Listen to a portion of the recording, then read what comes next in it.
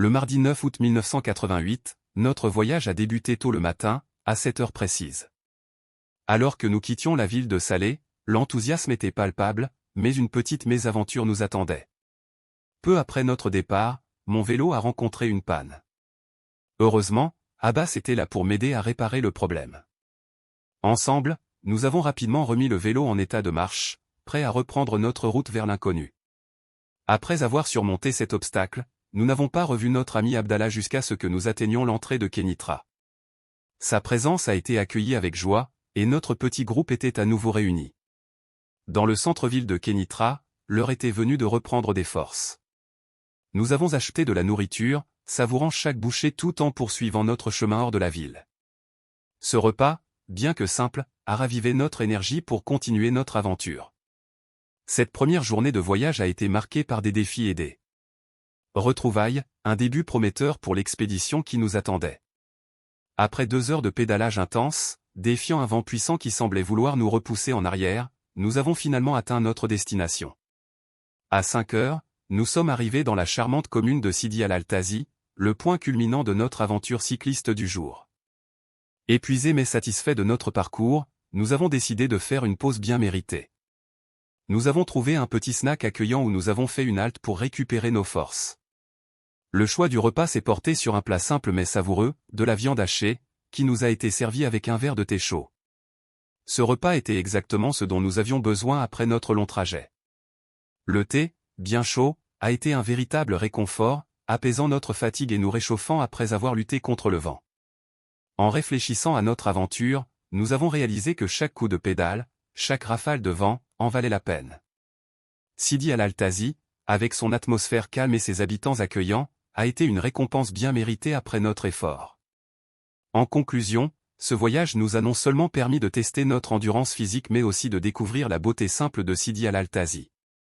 En nous remettant en selle pour le chemin du retour, nous étions déjà impatients de planifier notre prochaine aventure cycliste. Pour passer la nuit, on a poussé les vélos sur des dunes de sable, arrivés à une plage sauvage, où il n'y avait que 3 familles, on a dressé notre tente pour dormir. Après une longue journée de pédalage, nous avons décidé de passer la nuit sur la côte. Poussant nos vélos sur les dunes de sable, nous avons finalement atteint une plage sauvage. Le sable était doux sous nos pieds fatigués, et l'air marin nous offrait une douce brise rafraîchissante. Cette plage était un véritable trésor caché, loin de l'agitation des plages touristiques. Il n'y avait que 3 familles dispersées. Le silence n'était interrompu que par le doux bruit des vagues venant s'échouer sur le sable. Nous avons choisi un endroit légèrement en retrait pour installer notre tente. Le sol était parfait, et la vue sur l'océan était tout simplement époustouflante. Avec habileté, nous avons dressé notre tente, anticipant une nuit paisible sous les étoiles scintillantes. La nuit, le ciel s'est illuminé d'étoiles, et la lune offrait une lumière argentée sur l'eau. Nous nous sommes blottis dans nos sacs de couchage, bercés par le son régulier des vagues. C'était une expérience magique, une nuit où la nature nous a rappelé sa beauté et sa sérénité. Le matin du mercredi, on nageait jusqu'à 11 heures. Lorsque nous avons planifié notre voyage vers la charmante commune de Molé Bousselam, nous avons été confrontés à un choix intéressant en matière d'itinéraire. 2 routes s'offraient à nous, chacune avec ses propres caractéristiques et défis. Le premier itinéraire possible était celui qui passe par la ville de Soukarbia. Ce chemin est assez long mais présente l'avantage d'être goudronné et probablement plus confortable pour les voyageurs à la recherche de stabilité et de commodité. Cependant, sa longueur pourrait rendre le voyage un peu plus fatigant. Cette route est idéale pour ceux qui préfèrent rester sur des routes principales et goudronnées. Le second choix était une route secondaire, côtière et non goudronnée. Bien que cette route soit moins longue que la première, elle présente son propre lot de défis. Le fait qu'elle ne soit pas goudronnée signifie qu'elle peut être plus difficile à traverser, surtout en cas de mauvais temps. Toutefois, elle offre une alternative pittoresque et plus rapide pour ceux qui aiment l'aventure et la beauté de la côte. Après mûre réflexion, nous avons décidé de prendre la route secondaire, côtière. Ce choix était motivé par notre désir de découvrir des paysages magnifiques et de gagner du temps sur notre trajet. Nous étions prêts à affronter les éventuelles difficultés de la route non goudronnée pour profiter des vues spectaculaires qu'elle promettait. L'arrivée à Moulay Bousselam, un charmant village côtier du Maroc, fut une aventure mémorable. Nous sommes arrivés le soir d'un mercredi, après un long voyage qui nous avait laissés épuisés. La fatigue du voyage se faisait sentir, mais l'idée de découvrir ce magnifique endroit nous a donné un regain d'énergie. Après avoir installé nos affaires, nous avons pris une douche froide bien méritée. L'eau froide nous a revigorés, balayant la fatigue accumulée. Nous avons passé la nuit dans un camping local, entouré par la nature et bercé par le son apaisant des vagues. Le camping offrait une atmosphère conviviale et relaxante, parfaite pour se reposer après une journée de voyage. Ainsi, notre première nuit à Moulay-Bousselam s'est déroulée sous le signe du repos et de la tranquillité, nous préparant pour les aventures du lendemain. Le jeudi a été dédié au repos et à la détente. Pour bien commencer cette journée, nous avons savouré un petit déjeuner riche en glucides et en sucreries. Ce festin matinal nous a permis de faire le plein d'énergie pour les activités à venir. Après ce délicieux repas, nous avons décidé de nous rendre à la plage pour une baignade rafraîchissante. La douceur de l'eau et le soleil chaleureux ont offert un moment de relaxation bien mérité, loin du stress quotidien. Ensuite, nous avons visité Marjazarka, un site naturel réputé pour l'observation des oiseaux migrateurs. Ce lieu magique offre un spectacle fascinant. Les oiseaux migrateurs, avec leur plumage coloré et leur chant mélodieux, ont captivé notre attention et ont enrichi notre expérience.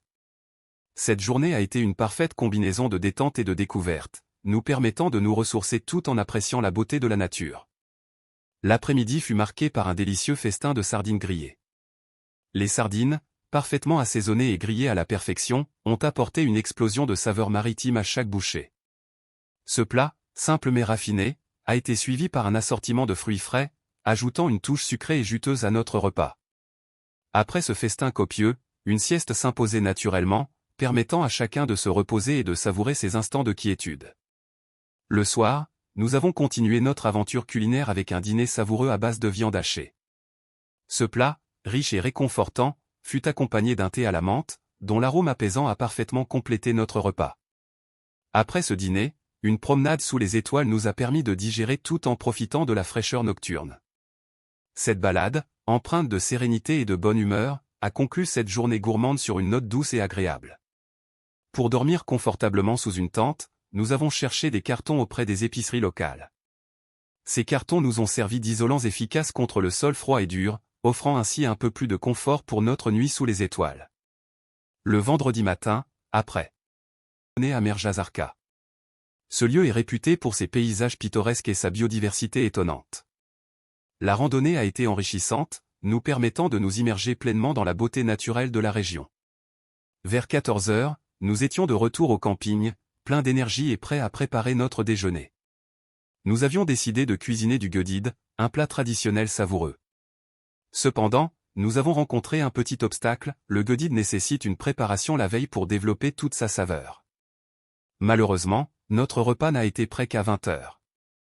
Bien que l'attente ait été plus longue que prévu, elle a été récompensée par un dîner délicieux sous le ciel étoilé. Ce moment a souligné l'importance de la patience et de la préparation dans l'art de la cuisine en plein air. Après une courte sieste, nous avons pris le temps de nous baigner. Le soir, après un délicieux dîner et une promenade bien méritée, nous sommes allés nous coucher, satisfaits et prêts pour notre aventure du lendemain. Le samedi matin, nous avons pris la route en direction de la ville de Larache. La route n'était pas goudronnée, c'était une route secondaire qui serpentait à travers des champs de tournesols éclatants et de cacao. Le paysage était à couper le souffle, offrant un spectacle naturel de couleurs et de parfums. En chemin, la bicyclette de notre ami Abbas a rencontré un problème mécanique. Nous avons donc dû nous arrêter chez une personne du nom d'Abédé Salam. Cet homme, d'une grande gentillesse, nous a accueillis chaleureusement et a offert son aide pour réparer la bicyclette. Abédé Salam était une personne généreuse et accueillante. Il nous a invités à entrer chez lui, offrant du thé à la menthe et des gâteaux traditionnels pendant qu'il aidait Abbas à réparer sa bicyclette. Grâce à lui, notre voyage a été enrichi par une rencontre humaine précieuse et des souvenirs que nous chérirons longtemps. Pour arriver à Larache, nous étions obligés d'emprunter la route nationale. Ce trajet n'était pas de tout repos, car nous avons dû affronter des vents frontaux d'une part, et les camions ainsi que les autocars d'autre part. Malgré ces défis, nous avons poursuivi notre chemin avec détermination. En arrivant le soir, épuisés mais satisfaits de notre parcours, nous avons pris un dîner composé de poissons grillés. Ce repas délicieux et réconfortant a été le bienvenu après une journée passée sur la route. Les saveurs du poisson étaient magnifiquement rehaussées par les épices locales, offrant une véritable explosion de goût qui nous a redonné de l'énergie. Après ce dîner, nous avons traversé la rivière Loukous pour rejoindre un site de camping sauvage. La traversée de la rivière ajoutait une touche d'aventure à notre voyage, et le paysage environnant était tout simplement magnifique. Le calme de la nature nous entourait, nous offrant un moment de sérénité bien. Lorsque nous avons voulu dresser notre tente pour la nuit, nous avons eu une agréable surprise. Une personne originaire de Casablanca, voyant notre situation, nous a généreusement offert sa tente inoccupée.